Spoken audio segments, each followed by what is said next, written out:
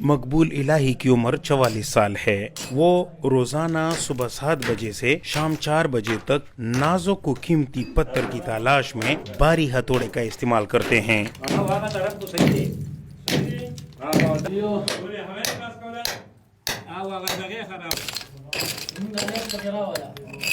ہم تقریباً 20-15 سال سے یہی کام کر رہے ہیں ٹوپاز کا. یہاں 2 قسم کے ٹوپاز نکلتے ہیں, ایک گولڈن اور دوسرا پینک. پینک ٹوپاز جو کاٹ لنگ ٹوپاز پوکھراج, لیکن زیادہ تر کاٹ لنگ ٹوپاز کے نام سے مشہور ہے, جو بہت ہی نایاب اور قیمتی پتھر ہے.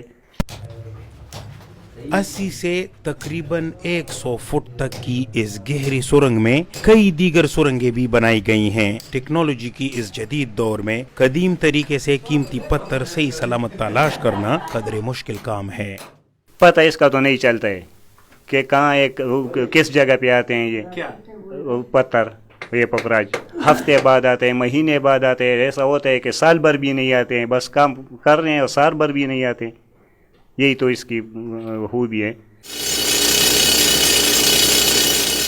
اس سرنگ سے بمشکل چند گز کے فاصلے پر یہ مزدور ڈرل مشین سے ایک اور سرنگ بنا رہے ہیں.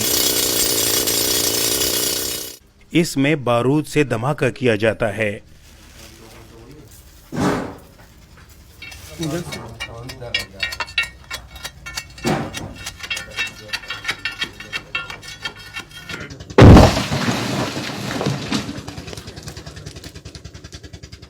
اور پھر گلابی پوکھراج کی تلاش کا کام شروع ہوتا ہے. گلزبیر شاہ مقامی ٹھیکیدار ہیں. وہ کہتے ہیں کہ مزدوروں کی دہاڑی پر روزانہ 9 سے 10,000 روپے خرچ ہوتے ہیں. انہیں بڑے پوکھراج کی تلاش ہے, لیکن آج انہیں یہ ملا.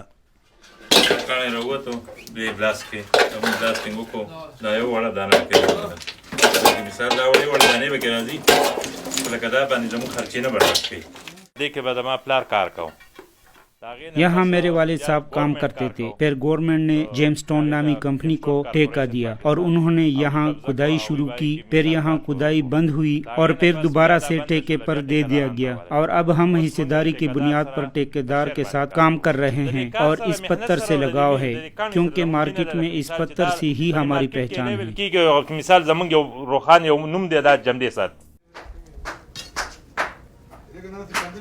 غنڈے پشتو میں ٹیلے کو کہتے ہیں.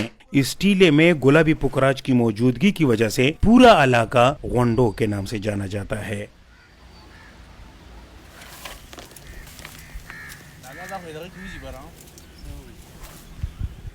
یہ سبز پردہ اس لیے لگایا گیا ہے تاکہ پوکھراج کی تلاش میں مصروف مزدوروں سے پہاڑی کے دامن میں بنائے گئے گھروں کا پردہ رہے.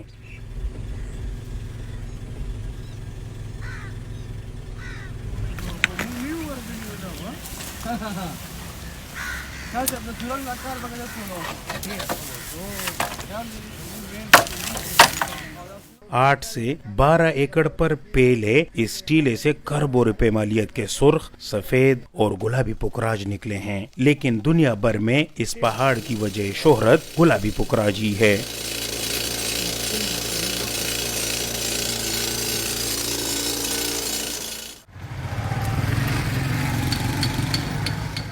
مصنف شاہ غنڈوں کا رہائشی ہیں. وہ کہتے ہیں کہ ان کا خاندان 1940 سے جیمز ٹون اور خاص کر گلابی پوکھراج کا ڈیلر رہا ہے.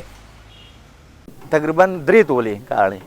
مجھے اچھی طرح یاد ہے کہ ماضی میں 30 گرام کا ایک پتھر 1 کروڑ میں بھی فروخت ہوا تھا. اس کا مطلب ہے کہ یہ بہت قیمتی پتھر ہے, لیکن یہ علاقہ حکومت عدم توجہ کا شکار رہا ہے. حکومت کو یہاں موجود گھروں کی حفاظت کے لیے اقدامات کرنے چاہیے. یہاں پانی اور بجلی مہیا کرنے کے ساتھ ساتھ سڑکیں بنانی چاہیے اور سیاحوں کے لیے ریسٹ ہاؤس تعمیر کرنے چاہیے.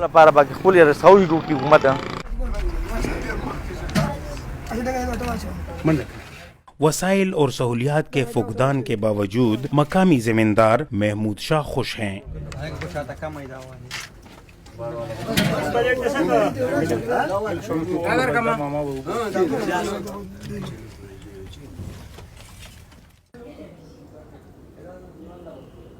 क्योंकि वो जल्द ही गुलाबी पुखराज की तलाश के लिए यहाँ खुदाई शुरू करने वाले हैं। वो कहते हैं कि 50 साल से जायद जमींदारी के दौरान बमुश्किल गुजर बसर हुआ है। अब वो एक नई उम्मीद के साथ किस्मत आजमाने के लिए पुखराज की तलाश शुरू कर रहे हैं। ये ठेका एक बड़े ठेकेदार को मिला है और उसने फिर मुझे दीगर ठेकेदारों की तरह ये जगह दी है। इसका मुनाफा बराबरी पर तकसीम होता है। यहाँ लोगों ने 6-6 महीने काम किया और इन्हें कुछ नहीं मिला और ना कुछ निकला, जबकि चंद एक ऐसे भी हैं जिन्हें 2 घंटे काम में बहुत कुछ मिला है। तो ये सब किस्मत का खेल है। ये सदका इसलिए किया कि अल्लाह हमें कामयाबी दें ताकि हमारी किस्मत अच्छी हो और यहाँ से कुछ निकल आए।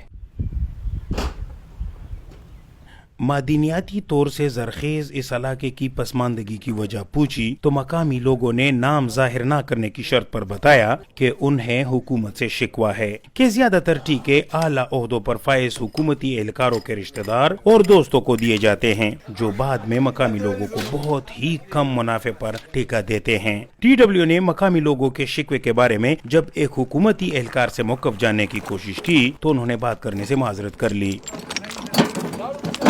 DW के लिए मर्दान से मुदस्सर शाह।